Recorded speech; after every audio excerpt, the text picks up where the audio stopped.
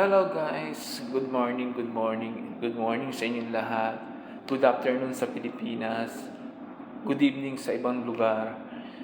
Babati lang po ako sa inyo ng Merry Christmas and Happy New Year sa inyo mga kababayan.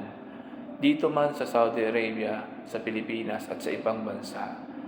Lagi po tayong mag-ingat. Ngayon po ay Christmas season. Kaya lahat tayo maging masaya, mapagbigay sa mga kapwa natin Pilipino at lagi natin tandaan, ang Panginoon ay nandyan palagi. And sana pagbutihin natin ang lahat nating mga ginagawa. Dito man sa Saudi Arabia, sa inyong mga trabaho sa Pilipinas at sa iba't iba pang bansa. Kaya ngayon, ang espiritu ng Kapaskuhan ay nandito sa paligid natin.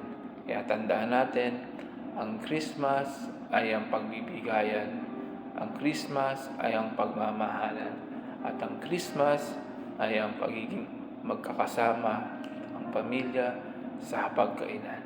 Kaya ulitin ko po, Merry Christmas and Happy New Year sa inyong lahat, and God bless you.